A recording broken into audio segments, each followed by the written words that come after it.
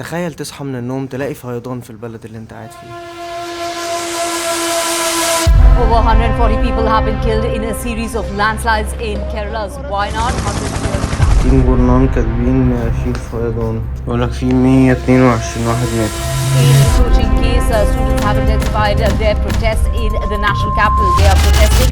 Let's wait for tomorrow morning and check. If the road is fixed, we will go. If it's not, we will change plans, okay? Okay, see you tomorrow. الطريق اللي احنا كنا هنروح بيه كوتشن حصل عليه فيضان واتقفل. 5 ساعات بس اصلا مش في نفس الطريق، قفلنا خلاص. ده الطريق الوحيد للخروج منه.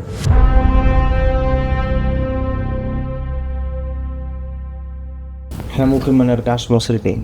احنا رسميا محبوسين في بلد ما نعرفش فيها حد وبسبب كارثة طبيعية. امبارح حصل فيضان، الدنيا هنا مقلوبة، كل الطرق متقفلة، ونحاول نشوف اي طريق تاني دلوقتي ومش عارفين هنعمل ايه. واي طريق تاني غير الطرق الاساسية اللي بتودي من كويمباتور احنا كان المفروض نروح كوتشي واي حتة تانية محيطة بيها هيتخلينا نمشي 12 ساعة او اكتر بالعربية عشان نعرف نوصل للمكان اللي فيه المطار اللي احنا المفروض نسافر فيه. فكيرلا دلوقتي كلها تقريبا متقفلة بسبب الطريق ده. في تقريبا 122 واحد ماتوا، والله اعلم، ده طبعا دي الارقام اللي موجودة في الجرايد. ربنا يستر. ويا اما بقى نبات هنا ونعيش هنا، تشوف لنا شغلانة هنا. You want me to go to Tamil Nadu. Tamil Nadu is احنا دلوقتي بنحاول نشوف اي صرفة اي طريق تاني. So there is no way from here to Kochi. No way. No way. So the only option is from Coimbatore to Madurai, then Trivandrum.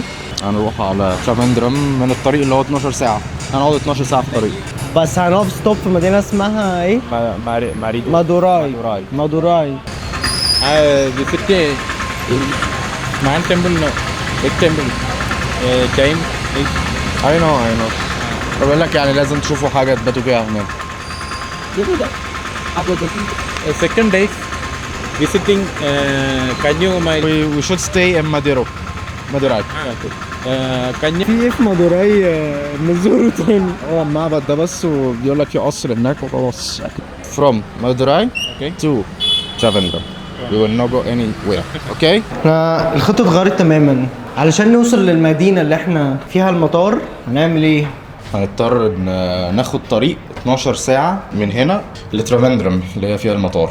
طيب وعلشان برضو نوفر على نفسنا شوية وما نخسرش كل حاجة، هنقف في مدينة في النص اسمها مادوراي قبل تريفندرم. هي في نفس الطريق، يعني من هنا لتريفندرم 12 ساعة، يعني هنسافر دلوقتي من هنا لهناك 5 ساعات، نقف في مادوراي نروح معبد هناك، وبعد كده هنبات ليلة في مادوراي، بعد كده نروح تريفندرم.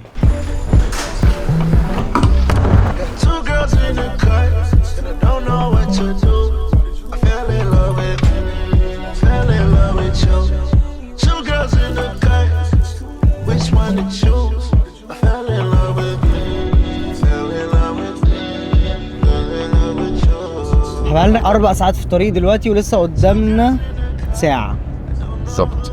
وهنروح منطقة احنا متفائلين بيها قوي، متحمسين ليها جدا. حصل تغيير في الخطة، دايما التغيير اللي بيحصل ربنا بيبعت لنا الأحسن منه.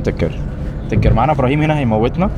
كويمباتور احنا خرجنا برا كيرلا، احنا في ستيت تانية خالص. بعد اللي حصل وتغيير الخطة وصلنا مادوراي. في قلب مادوراي بجنوب الهند بنلاقي معبد ميناكشي أمان، واحد من أعظم وأجمل المعابد الهندوسية في العالم. المعبد ده مش بس مشهور بأبراجه المبهرة، لكنه كمان بيحكي قصة الإلهة ميناكشي، زوجة الإله شيفا. والأسطورة بتقول إن زواجها من شيفا بيجسد التوازن المثالي بين القوة والحب. معبد ميناكشي مش مجرد مكان عبادة، ده رحلة في عالم الأساطير والفن من أكتر من 2000 سنة. ميناكشي.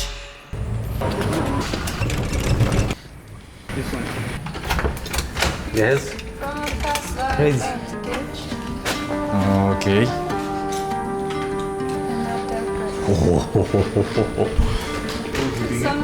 Okay. Wow.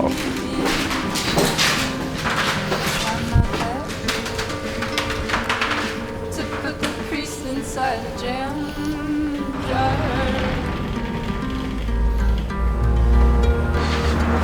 Is the swimming pool clean? parcel is coming only in the morning 6 o'clock. We send the parcel in the 6 o'clock, sir. Uh-huh. The pool is cleaning. The water is automatically recycling the 24 hours. So it's clean. Yes.